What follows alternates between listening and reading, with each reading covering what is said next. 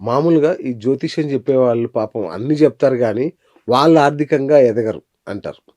దీన్నెట్లా break జేశారు మీరసలు? వాళ్ళ విషయం అన్నది ఏంటి అన్నది మనకు తెలీదు. మనం ఇది యాక్చువల్‌గా సైన్స్‌లో ఒక మెడిసిన్ మనకు కనిపెట్టేటప్పుడు వాళ్ళు ఒక జంతువుకి, ఒక ఎలుకకో, ఒక మంకీకో అవును. ఒక ఇంజెక్షన్ ఇచ్చి అది ఎంతవరకు సక్సెస్ అవుతుందని చూస్తారు. చూస్తారు. సక్సెస్ అయిన తర్వాతనే అప్రూవల్ తీసుకున్నాక మనకి మార్కెట్‌లోకి, అవును. ప్రజల్లోకి యూజ్ చేయటానికి ఇస్తారు. అవును. సో, అదేలాగా నేను కూడా ఫస్ట్ నా లైఫ్‌లో ఇది ఉపయోగపడుతుందా? ఇది కరెక్టా? లేదా? హ్మ్. అన్నది తెలుసుకున్నాకే నేను పబ్లిక్‌లో చెప్తా. ఓకే. ఇది కరెక్ట్‌గా చేసుకున్నాను. ఇది నాకు కరెక్ట్‌గా సక్సెస్ ఇచ్చింది. కాబట్టి ఈరోజు అందరూ ఉపయోగపడాలి అని చెప్తున్నా. రైట్. మీరు కుబేరుడిని కనుక్కున్నాక, మీ లైఫ్‌లో వచ్చిన మొట్టమొదటి బిగ్గెస్ట్ సక్సెస్ ఏంటి? యెస్. కుబేరుడి వల్లనే నేనిది సాధించాను అన్న సక్సెస్. కేసెస్. హ్మ్. కేసెస్ లాలోనే బాగా ఆహా! సక్సెస్ అయ్యాను. ఓకే. బాగా కేసెస్. ఎటువంటి కేసునైనా మీరు తీసుకురండి. నేను హ్మ్. సక్సెస్ చేపిస్తా. అది ఆ వరాహి అమ్మవారు, నా కర్ణనాథుడు ఒక హ్మ్. అనుగ్రహం అది. ఓకే. హ్మ్. సరే మీరంటే సక్సెస్ అయ్యారు. మీరు రెమెడీస్ కూడా చాలా బాగా చెప్తారు. సో, ఈ కర్ణనాథుడిని పట్టుకోవడం ద్వారా గానీ, ఈ గుబేంద్రుడిని పట్టుకోవడం ద్వారా గానీ, మీ దగ్గరకొచ్చి సక్సెస్ అయిన వాళ్ళెవరైనా ఉన్నారా? చాలా మందిలున్నారు. అంటే ఒక మంచి ఎగ్జాంపుల్. ఒక నాగర్ కర్నూల్ కర్ణనాథుని ఇలా పట్టుకోమని చెప్పా. ఆ! నీకు ఆడపిల్ల పుడతదని చెప్పా. ఆడపిల్ల పుట్టింది. 15 రోజుల్లో ఆ అబ్బాయి ఉప సర్పంచ్ అయ్యాడు. ఆ! నాకే చాలా ఆశ్చర్యం వేసింది. అబ్బాయి మొన్న ఆఫీస్‌కొచ్చి గౌరవం చేసి వెళ్ళారు. అసలు సార్ మీరు చెప్పిన ప్రకారం చేశారు. ఇంకొక లేడీ నాగ నల్గొండ. హ్మ్. ఆవిడ అమ్మ నీ తాళి దోషం ఉన్నది. ఆ తాళిని తీసుకొని వెళ్ళి నీ ఉండిలో అమ్మవారి ఉండిలో ఏదైనా నీకు నచ్చిన అమ్మవారి ఉండిలో ఏసేయమని చెప్పా. ఆ! సార్ బంగారు తాళి సార్ అన్నాడు. అమ్మ నువ్వు ఏసి చూడు దాని తర్వాత నీ లైఫ్ ఎలా మారుతుంది అన్నాడు. ఆవిడకి మొన్న మన తెలంగాణ ఈ బీరు మందు దీంట్లో అచ్చా! 2 ఇది ఆవిడకి లభించింది. ఓహోహోహో! ఓకే. అక్కడక్కడ ఒకటి దొరకటమే చాలా కష్టం. కష్టము. చాలా కష్టం. అవును. అటువంటిది 2 లక్కీ ట్రిప్ ఆవిడకి తగిలింది. బా! ఆవిడ చాలా సంతోషంగా ఫీల్ అయ్యి, గురుగారు ఫస్ట్ మీతోటే నేను షేర్ చేసుకుంటున్నాను. నాకిలా జరిగింది. ఆ! ఇంత మంచిగా జరిగింది ఓకే. అనేసి చెప్పినారు. వేరే ఒక లేడీ బ్యూటీ పార్లర్ చాలా లాస్ ఓకే. అయిపోయింది. ఆవిడ 44 ఆస్ట్రోజర్‌ని చూసేసిందంట. నా దగ్గరికొచ్చి నేను 45 బా! ఆస్ట్రోలజర్. ఆ! వచ్చి ఏడుస్తుంది. నేను అన్ని ఆస్ట్రోలు చూశాను. అందరూ నన్ను ఏమార్చేశారు. లాస్ట్‌కి మీ దగ్గరికొచ్చున్నాను. నువ్వు ఏడవద్దమ్మా ఖచ్చితంగా నువ్వు సక్సెస్ అవుతావు. ఆ! నేను చెప్పిన రెమెడీ చేయను. నేను చెప్పిన రెమెడీ చేసింది వితిన్ 3 వీక్స్ కల్లా ఆవిడకి కస్టమర్స్ మొదలెట్టేసేసింది. ఆ! సక్సెస్ అయిపోయింది. ఇప్పుడు ఆవిడ ఏం చేసింది, ఇన్ని రోజుల నుంచి అది ఇచ్చేద్దాము, అమ్మేద్దాం అనుకున్న పార్టీస్ ఎవరు రాలేదు.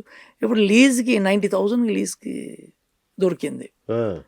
హాయిగా ఇచ్చేసి ఇప్పుడు హాయిగా ఎంజాయ్ చేస్తూనున్నది. అబ్బబ్బబ్బబ్బా! ఆవిడ వాళ్ళ కొడుక్కి బెంగుళూరులో జాబ్ చేస్తూ ఉంటారు. నాన్న నీ ప్రాబ్లమ్ సాల్వ్ అవుతది. గురుగారిని వచ్చి కలువు అంటే మార్నింగ్ ఫ్లైట్ సండే అది పట్టుకొని ఇమ్మీడియేట్‌గా వచ్చి ఆ! మన దగ్గరకొచ్చి సో, ఇలాగ అందరూ ఒక్కొక్కళ్ళు చెప్తుంటే నేను సూపర్. సూపర్. నాకు చాలా హ్యాపీగా ఫీల్ అవుతున్నాను. అంతే గదా! మన కష్టాల నుంచి క్లయింట్స్‌కి బయటకు పడితే అందరూ అంతకంటే ఏముంది కావాలి. కరెక్ట్. అవును. సో, కొన్ని మందిలో కొంచెం డిలే అవుతుంది అంటే సరిగ్గా చేయాలి. బాగా చేయాలి. భక్తిగా చేయాలి. భక్తిగా జేయాలి. మనం నిష్టగా జేయాలి. ఎగ్జామ్‌లో మనం ఫెయిల్ అయ్యామంటే మనం సరిగ్గా చదవలేదని అర్థం. అవును. సో, మనకు ఫలితం రావట్లేదు అనంటే బాగా చెయ్యాలి. ఓకే. అంటే సరిగ్గా అక్కడ ఎక్కడో ఒక లోపం ఉన్నది అని అర్థము. ఇప్పుడు ఈ గుబేంద్రుడు ఎక్కడ దాక్కున్నాడు? పడుకొనుంటాడా? లేదంటే సుప్తావస్థలో ఉన్నాడా? దాక్కొనున్నాడా? అంటే సాధారణమైన గళ్ళల్లో మామూలు ఆస్ట్రాలజర్‌లకి ఎవరు ఆయన కనబడడు. ఇది ఎవరికి దాక్కొని ఉంటాడు. అతన్ని మనమే ఎలా? ఎతికి ఓకే. పట్టుకొని బయటికి తీసుకురావాలి. ఇప్పుడు ఓహ్! చెప్పాను కదా కాలిక్యులేషన్. ఈ అవునవును. కాలిక్యులేషన్ తోటి అతన్ని బయటికి తీసుకురావాలి. ఓకే. చంద్రుడు నిలబడ్డ నక్షత్రం, ఆ! ధనాధిపతి కూర్చున్న నక్షత్రం రెండిటిని మల్టిప్లై చేయాలి. డివైడెడ్ బై 108 చేయాలి. ఓకే. ఈక్వల్‌ని ఒక అమౌంట్ పక్కన పెట్టాలి. ఓకే. దాని తర్వాత దాన్ని మల్టిప్లై ఇంటూ 108 చేయాలి. ఆ అమౌంట్‌ని ఈ అమౌంట్‌లో మైనస్ చేయాలి. రిమైనింగ్ వచ్చే బ్యాలెన్స్‌ని ఆ 108 పాదంలో ఏ గ్రహం వస్తుందో చూసుకోవాలి. ఆ గ్రహమే కుబేంద్రుడు. సో, ఇతన్ని పట్టుకోవటం ఇంత కష్టం. ఇంత కాలిక్యులేట్ అంటే చేసుకోవాలి. ఇదంతా గూడా ఏదన్నా ప్రత్యేక పూజ లాంటివి ఏమన్నా చేయాలా? తద్వారా పట్టుకుంటాం ఆయన్ని పూజలు ఏమి అక్కర్లేదు నండి. ఆ మామూలుగా దేవుడు ఎవరు, ఆ గోవిందుడు ఎవరు నన్ను తెలిస్తే చాలు. అతన్ని మనకు మనం తెలుసుకోలేము, మీ దగ్గర రావాలి, రావాల్సిందే. మీ దగ్గరకు మనకి వస్తే మనకి తప్ప తెలియదు. మామూలుగా ఇంట్లో కూర్చొని నేను కనుక్కోవడం కుదరదు. తెలియదు.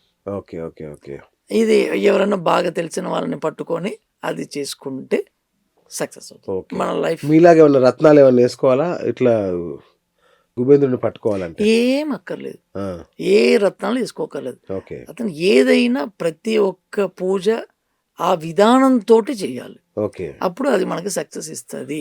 ఓకే ఆ విధానం తప్పితే మనకి సక్సెస్ ఇవ్వదు. రైట్. గుబేంద్రుడి మంత్రం ఏమన్నా ఉందా? ఇక్కడ యాక్చువల్గా ఇక్కడ ఏంటి అంటే కుబేరుడు వెంకటేశ్వర స్వామికి ధనం ఇచ్చిన అతను. అవును. మనకి ధనం ఇచ్చే కుబేరుడు ఈ 9 గ్రహాలలో ఒక గ్రహం ఉంటుంది, అతనే కుబేంద్రుడు. అచ్చా. ఆ కుబేంద్రుడికి అధిదేవత ఎవరు అన్నది తెలుసుకోవాలి. నేను మీకు ఇందాక చెప్పా, చంద్రుడు అంటే అమ్మవారు. ఓకే ఓకేనండి.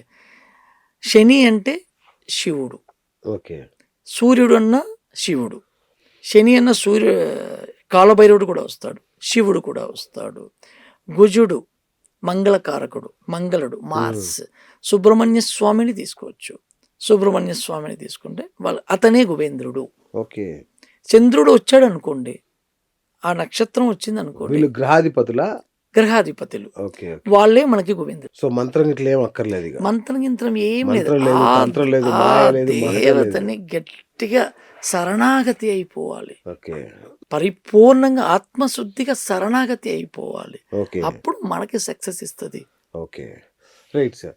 ఓకే. మేము మీ దగ్గరకు వస్తే తప్ప పట్టుకోలేము మేము, అంతే కదా? ఈ గుబేంద్రుడిని పట్టుకోవాలంటే మీ దగ్గర మిమ్మల్ని పట్టుకోవాలి. మీరు దొరకరు, మీరు చాలా బిజీ ఉంటుంది. మీ అపాయింట్మెంటే 10-15 రోజులు వెయిట్ చేయాల్సి వస్తుంది. మా వాళ్ళు తిడుతున్నారు, మా ప్రేక్షకులు. కొంచెం మాకు కోర్టుకు తక్కువ సమయం ఇవ్వండి, మాకు ఎక్కువ సమయం ఇవ్వండి. అంటే ప్రేక్షకులకు అందరికీ ఒక చిన్న విన్నపము.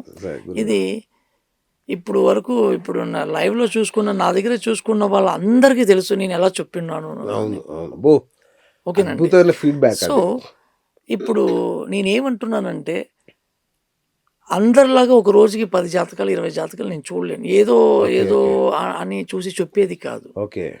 ఒకటి మినిమం 1.5 అవర్ నా దగ్గర క్లాస్గా వాళ్ళకి నేను లెక్చర్ చెప్తా ఒక జాతకానికి. ఇప్పుడు లైవ్లో నా ప్రేక్షకులు చూస్తున్నారు. మా ఇంకా వేరే ఆస్ట్రాలజర్స్ ఉన్నారు, 10 నిమిషాలకి ఇంత, 20 నిమిషాలకి ఇంత అని ఛార్జ్ చేస్తారు. నేను అలాగే కాదు, 1.5 అవర్ వాళ్ళకి మొత్తం. మళ్ళీ వాళ్ళకి ఎప్పుడు డౌట్ అయినా వాళ్ళకి అడిగేదానికి కరెక్ట్గా వాళ్ళకి నేను సమాధానం ఇస్తాను. My God. ఓకే. ఎందుకంటే వాళ్ళు ఉన్న ప్రాబ్లంలో ఉన్న వాళ్ళే మన దగ్గరికి వస్తారు. కరెక్ట్. వాళ్ళని మనం బిజినెస్ చేసుకోకూడదు, వాళ్ళకి మనం కరెక్ట్గా చెప్పాలి. రైట్ గురుగారు. చాలా మంది సమస్య ఏంటంటే సంపాదిస్తారు, నీళ్ళలాగా ఖర్చు అయిపోతుంటుంది, భార్య రూపంలోనో పిల్లల రూపంలోనో ఏదో ఒక రూపంలో. సో ఇంట్లో డబ్బు నిలవట్లేదు అనే వాళ్ళకి ఈ గుబేంద్రుడు ఇచ్చే సొల్యూషన్ ఏంటి? ఇంట్లో డబ్బులు నిలవట్లేదు అంటే ఒకటేనండి, ఈ డబ్బుకి మొత్తం కారకుడు శుక్రుడు. ఓకే. ఆ శుక్రుడికి అధిదేవత లక్ష్మీదేవి. ఓకే. అంటే శుక్రుడు అంటే ఇక్కడ ఎవరు?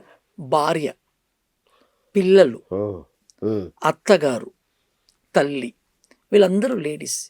వీళ్ళని ఎవరైతే ఏడిపించకుండా ఎంత మంచిగా చూసుకుంటారో వాళ్ళకి ఈ కుబేంద్రుడు ఆటోమేటిక్గా యాక్టివేట్ అయిపోతాడు. వాళ్ళు పూజ చేయాల్సిన పని లేదు, గుడికి వెళ్ళాల్సిన పని లేదు, ఎటువంటి హోమాలు చేయాల్సిన పని లేదు. ఎవరు జరగదు కాబట్టి ధైర్యంగా చెప్తున్నాను. నా ఇంట్లో నేను అలానే ఉన్నాను కాబట్టి నేను అన్నిట్లో సక్సెస్ అవుతున్నాను. ఓకేనండి. సో ఒకరైతే భార్యను, ఆడపిల్లలను, తల్లిను, అత్తగారును ఏడిపించుకోకుండా, ఈ నలుగురిని ఏడిపించకూడదు. వీళ్ళందరూ స్త్రీలే కదా, స్త్రీ అంటే శుక్రుడే కదా. ఈ శుక్రుడికి ఏంటి అంటే ఏడిపించటం, కోపం వచ్చేస్తుంది. దీనికంటే మీ దగ్గర రావడం బెటర్. సో మనం ఎన్ని పూజలు చేసినా ఇంట్లో భార్య కానీ, అత్తగారు కానీ, తల్లి కానీ ఏడుస్తే మీరు ఎన్ని కోట్లు సంపాదించినా అది వ్యర్థమే, అది ఖర్చు అయిపోతుంది. ఈ రకంగా వెళ్ళిపోతుంది. మనకి అర్థం కాదు, ఎంత సంపాదించినా మనకి నిలబడట్లేదు అని. కరెక్ట్గా వాళ్ళు కూర్చొని అర్థం చేసుకుంటే దీనికి రీజన్ ఇదే.